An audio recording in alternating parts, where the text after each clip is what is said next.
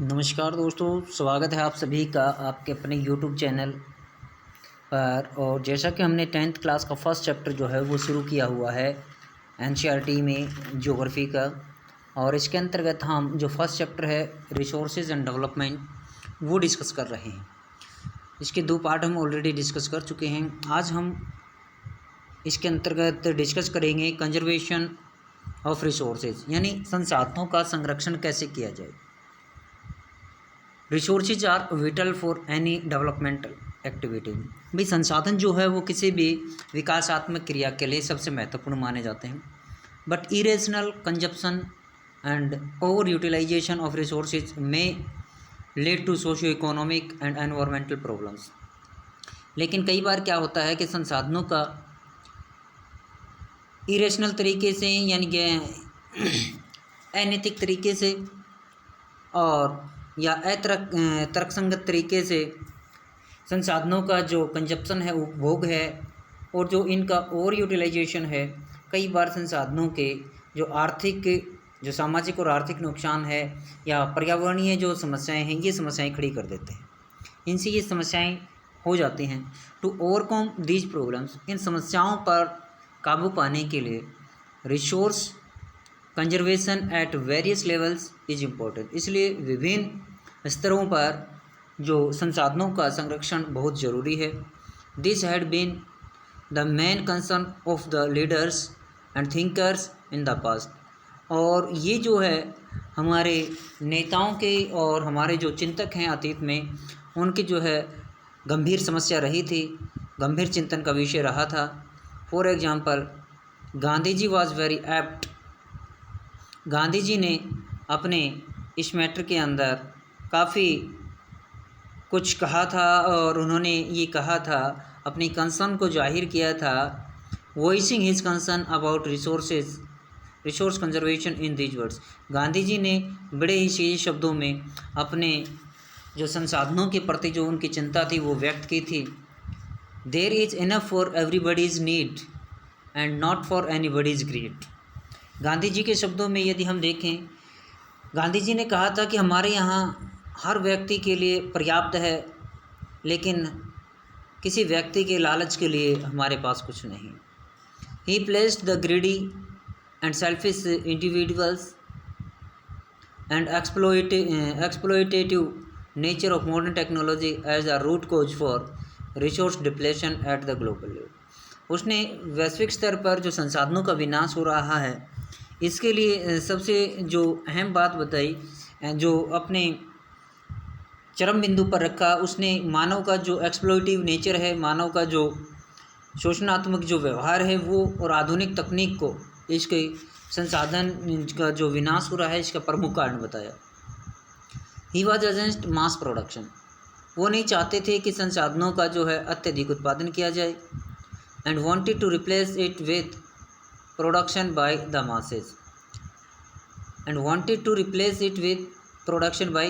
the masses और जो आम जनता के द्वारा जो प्रोडक्शन किया जा रहा था उससे वो इसको रिप्लेस करना चाहते थे, इस उत्पादन को रिप्लेस करना चाहते थे।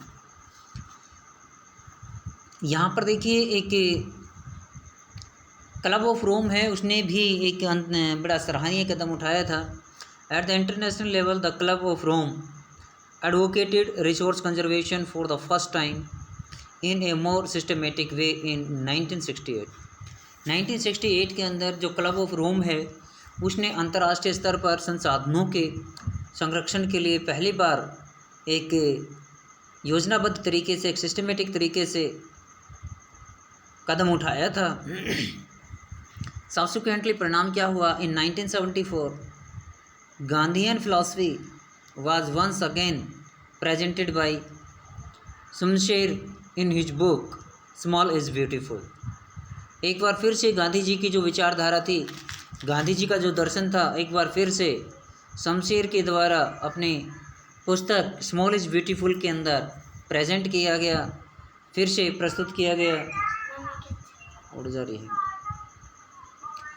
The seminal contribution with respect to resource conservation at the global level was made by the Brundtland Commission report 1987।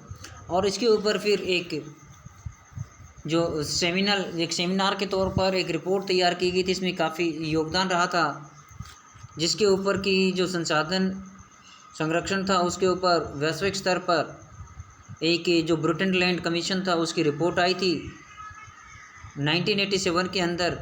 This report introduced the concept of sustainable development, और इस रिपोर्ट ने जो हमारा सतत पोषणीय विकास है इसका जो है इंट्रोड्यूस किया था, इसका जो प्रतिपादन किया था, and advocated it as a means for resource conservation, और इसको संसाधन संरक्षण के लिए इसकी वकालत की थी, आगे रखा था।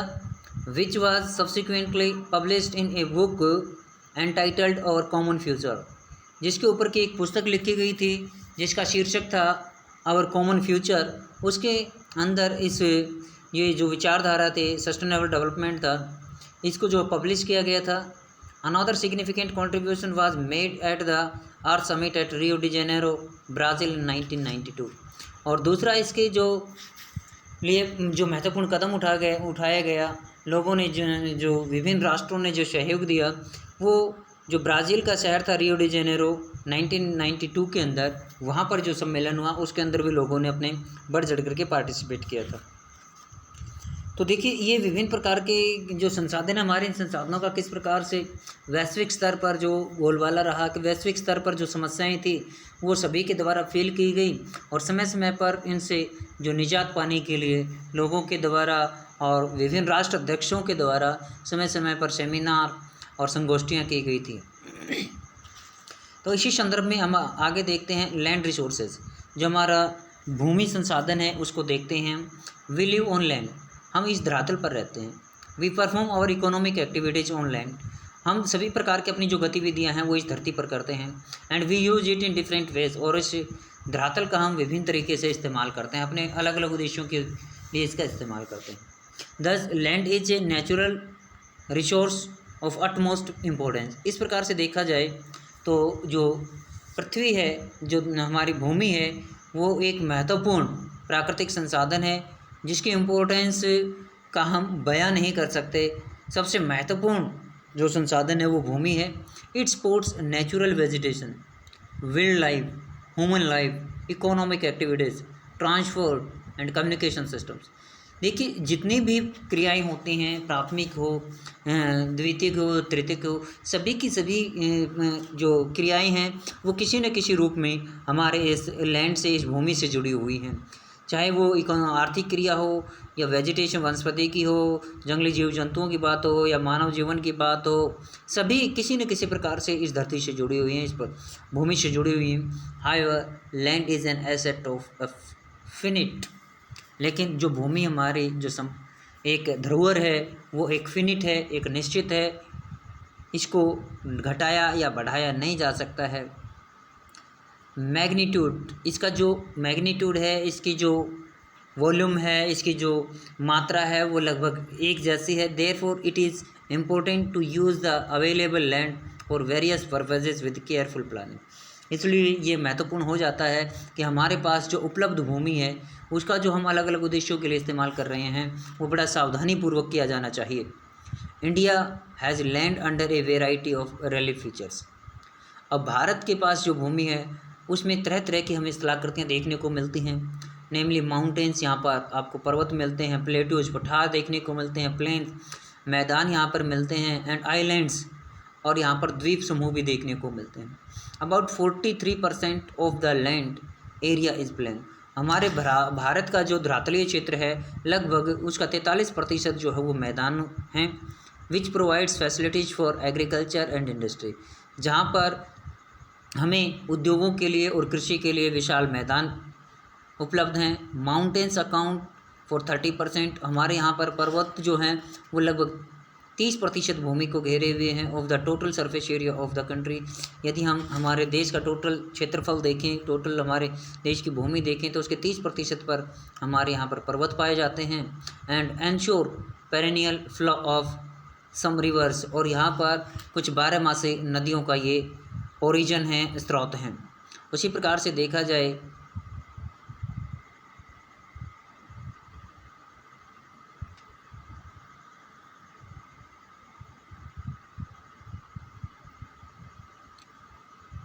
उसी प्रकार से देखा जाए तो हमारे यहाँ पर जो आपका about 20% of the area of the country is the plateau region. 27% जो भूमि हमारी वो पठारी भूमि है। It possesses rich reserves of minerals, और इन पठारों के अंदर बहुत से खनिज रिजर्व पाए जाते हैं, फॉसिल फ्यूल्स इसमें पाए जाते हैं, फॉरेस्ट पाए जाते हैं। यानी हमारे जो प्लेटूज हैं, हमारे जो पठारी भाग हैं, वहाँ पर विभिन्न प्रकार के खनिज पाए जाते हैं, फॉसिल फ्यूल्स जीवाश्म ईंधन पाए जाते हैं, फॉरेस्ट पाए जाते हैं। और इस प्रकार से हमने यहाँ पर देखा कि देखिए हमारा जो भारत का लैंड है, उस जो हमारा भारत का भौगोलिक जो क्षेत्रफल है वो किस प्रकार से डिवाइडेड है। यहाँ पर 43% जो है वो मैदान पाए जाते हैं, 30% हमारे पहाड़ पाए जाते हैं, और 27% जो है हमारा पठारी भाग पाया जाता है। इस प्रकार से हमारा जो टोटल एरिया देखा जाए 47 + 23 ये आपका 70 हो गया, 70 + 30 100% अपना जो क्षेत्रफल है भारत का वो कवर अप हो जाता है। यहाँ से देखिए लैंड यूटिलाइजेशंस, यानी हमारे पास ये जो भूमि है इस भूमि का उपयोग हम कैसे कर रहे हैं। Land resources are used for following purpose. अगर लिखते देखिए फॉरेस्ट हमारी इसी भूमि पर क्या पाए जाते हैं, वन पाए जाते हैं। Land not available for cultivation, जो भूमि हमारे जुताई के लिए उपयुक्त नहीं है वो उस भूमि में देखिए कौन सी भूमि पाई जाती है, बैरन एंड वेस्टलैंड, यानी हमारी जो बंजर भूमि है वो, और वेस्टलैंड जो बेकार भूमि पड़ी है वो। Land put to non agricultural uses, कुछ भूमि ऐसी है जहाँ पर कृषि नहीं की जाती, जैसे कि बिल्डिंग्स हो गए, रोड्स हो गए, फैक्ट्रीज हो गई। अदर अनकल्टिवेटेड लैंड, कुछ ऐसी भूमि है जिसकी जुताई नहीं होती, जो कि एक्सक्लूडिंग फैलो लैंड, इसमें से जो फैलो लैंड है प्रतिभूमि उसको निकाल दिया जाता है। इसमें क्या होता है, permanent postures and grazing lands, इसमें क्या होते हैं जो हमारे पशुओं के चारे के लिए भूमि है वो जो परमानेंट पॉस्चर्स हैं, चरागाह हैं, और पशुओं के चारे की भूमि अलग से है। लैंड अंडर मिसक्लेनियस ट्री क्रॉप्स, विभिन्न प्रकार के जो हमारे पेड़ पौधे हैं उनके लिए अलग से जो भूमि प्रोवाइड करवाई गई है, जैसे grows not included in the net zone area, जो कि हमारे नेट जोन एरिया के अंतर्गत शामिल नहीं किया जाता है। कल्चरेबल वेस्टलैंड, यानी कि एक कल्चरेबल वेस्टलैंड है left uncultivated for more than 5 agriculture years, जो भूमि 5 साल से अधिक जो है जिस पर कृषि नहीं की गई है उसको अनकल्चरेबल वेस्टलैंड बोलते हैं। चौथा जो पॉइंट बनता है अपना, वहाँ पर देखिए फैलो लैंड्स, फैलो लैंड से जो कि प्रतिभूमि छोड़ दी जाती है। करंट फैलो लेफ्ट, जो करंट फैलो है, जो वर्तमान में जो फैलो भूमि है, लेफ्ट विदाउट कल्टीवेशन फॉर 1 और लेस देन 1 एग्रीकल्चर ईयर, यानी फैलो लैंड वो भूमि होती है, प्रतिभूमि वो भूमि होती है जिसमें 1 साल तक हमने जो कोई खेती बाड़ी नहीं की है 1 साल के लिए। Other than current fallow left, other than जो अभी जो फ़िलहाल प्रतिभूमि नहीं है उसके, जैसे 1 साल से 5 साल के लिए इसमें खेती नहीं की जाती, इसको other than current fallow land बोला जाता है। इसको 5 साल तक अनकल्टिवेटेड छोड़ दिया जाता है। उसके बाद आता है आपका नेट सोन एरिया, यानी शुद्ध बोया गया क्षेत्र। Area sown more than once in an agricultural year plus net sown area is known as gross crop area, यानी कि वो क्षेत्र नेट सोन एरिया बोल दीजिए या ये बोल दीजिए आपको ग्रॉस क्रॉप एरिया, यानी कि वो क्षेत्र जो कि वर्ष में 1 बार या 1 से अधिक बार बोया गया है, प्लस उसके अंदर जो नेट सोन एरिया है जिसमें एक खेती कम से कम ली जाती है उसको जोड़ दिया जाए तो ग्रॉस क्रॉप एरिया अपना आ जाता है। ये इस प्रकार से हमने जो हमारा लैंड यूज है उसके बारे में देखा कि हमारी जो लैंड है, हमारी जो भूमि है वो किस प्रकार से विभिन्न यूजेस के अंदर हम जो है इसको इस्तेमाल कर रहे हैं, विभिन्न पर्पजेज़ के लिए इसका इस्तेमाल कर रहे हैं। Land use pattern in India, यानी अब भारत के अंदर किस प्रकार से भूमि का उपयोग किया जाता है उसको देखिए। The use of land is determined both by physical factors such as topography, climate, soil types, as well as human factors such as population density, technological capability and culture and tradition etc. यानी भारत के अंदर जो भूमि उपयोग है वो विभिन्न प्रकार के, चाहे वो भौतिक कारक हों, जैसे कि इसमें आपका स्थलाकृति आ जाते हैं, मौसम आ जाता है, मिट्टी के प्रकार आ जाते हैं, इसके साथ साथ मानव गतिविधियाँ इसके अंदर शामिल होती हैं, जनसंख्या का घनत्व, तकनीकी उपलब्धता और वहाँ का जो संस्कृति और परंपराएं क्या हैं, ये सभी किसी भी क्षेत्र के भूमि उपयोग को प्रभावित करने में महत्वपूर्ण भूमिका निभाते हैं। तो यहाँ पर ये जो हमारा नीचे दिखा रखा है, ये भूमि उपयोग दिखा रखा है जनरल लैंड यूज कैटेगरीज 1961 से। ये हमारा जो एरिया शो कर रखा है, यहाँ पर देखिए इस मैप के अंदर जो आपको ग्रीन कलर दिखा रखा है, ये 1.5%, ये वाला जो 18.11% है, ये आपका फॉरेस्ट शो कर रखा है। उसके बाद आपका बैरन एंड अनकल्चरेबल वेस्टलैंड है, ये आपका ब्राउनिश जो कलर है ये शो कर रखा है आपका ये। उसके बाद आपका आ जाता है area under non agricultural area, ये आपका नॉन एग्रीकल्चरल एरिया के अंतर्गत आता है। उसके बाद आता है आपका permanent posture and grazing, permanent posture and grazing आपका 4.71% आ जाता है। उसके बाद एरिया अंडर मिसक्लेनियस ट्री क्रॉप्स, ये आपका 1.5% आ जाता है। उसके बाद इधर देखिए आपका ये एरिया जो इधर शो कर रखा है कल्चरल वेस्टलैंड, जो कि रेड कलर में है, ये 5.5 आपका। फैलो अदर देन करंट फैलो, ये आपका जो 3.6% दे रखा है। और उसके बाद नेट शोन एरिया जो है आपका, ये आपका 45.5% आपका नेट शोन एरिया शो किया गया है इसके अंतर्गत। अब देखिए जैसा कि total geographical area of India is 3.28 million square kilometre. Bharat का यदि टोटल ज्योग्राफिकल एरिया देखा जाए तो ये 32,84,263 वर्ग किलोमीटर पड़ता है यदि टोटल देखा जाए। शॉर्ट में हम इसको 3.28 मिलियन स्क्वायर बोल देते हैं। Land use data however is available only for 93% of the total geographical area. लेकिन यदि हम इसके डाटा देखें तो 93% के ही हमारे पास डाटा अवेलेबल हैं, 7% के डाटा हमारे पास अवेलेबल नहीं है। Because the land use reporting for most of the north east states except Assam has not been done fully, क्योंकि हमारे जो नॉर्थ ईस्ट के जो स्टेट्स हैं उनका जो असम को छोड़ दिया जाए तो सभी राज्यों के जो हैं वहाँ पर कृषि जो भूमि उपयोग के जो डाटाज हैं वो पूरी तरह से कंप्लीट नहीं हैं। Moreover some areas of Jammu and Kashmir occupied by Pakistan and China have also not been surveyed. कुछ हिस्से हमारे जो पाकिस्तान के द्वारा या चाइना के द्वारा जो ऑक्यूपाई कर रखे हैं जम्मू कश्मीर के अंदर, उनको भी हम इसके अंदर शामिल नहीं करते हैं। तो यहाँ पर देखिए the land under permanent posture has also decreased. हमारे यहाँ पर जो पोस्चर के अंदर चरागाह के अंतर्गत जो भूमि है वो दिन प्रतिदिन घटती जा रही है। How are we able to feed our huge cattle population on this pasture land and what are the consequences of it.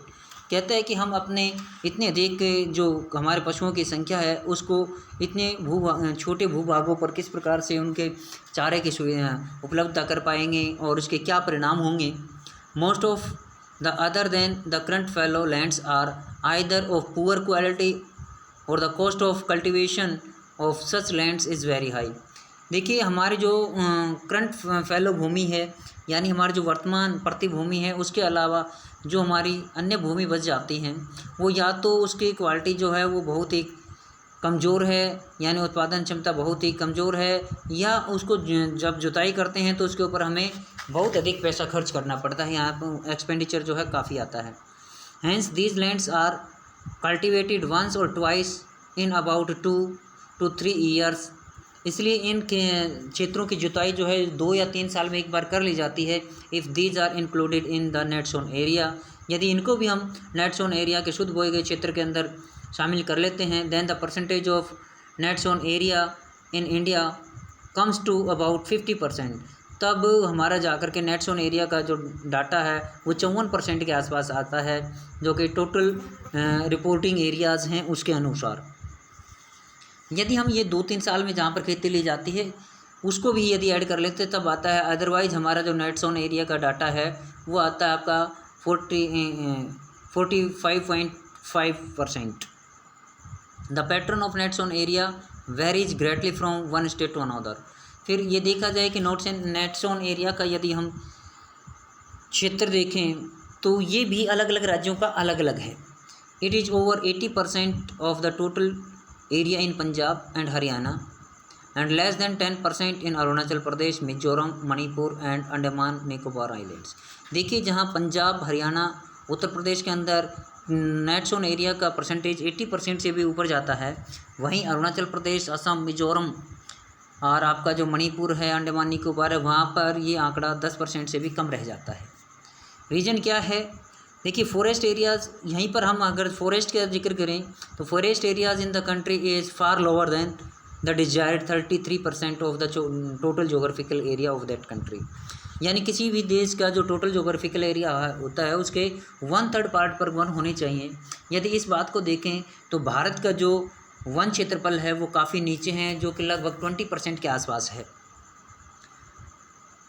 As it was outlined in the national forest policy 1952, जैसा कि हमारे 1952 की जो राष्ट्रीय वन नीति थी उसके तहत ये निर्धारित किया गया था कि 33% हिस्से पर क्या होने चाहिए? वन होने चाहिए। It was considered essential for maintenance of ecological balance, जो कि हमारे पारिस्थितिकी तंत्र के संतुलन को बनाए रखने के लिए बहुत ही ज़रूरी था, लेकिन वो हो नहीं पाया। The livelihood of millions of people who live on the fringes of this forest depends upon it, क्योंकि जो लोग इन जंगलों के आसपास रहते हैं, जिनका जीवन इन जंगलों पर रहता है, इन्हीं पर आश्रित रहता है। A part of the land is termed as Westland.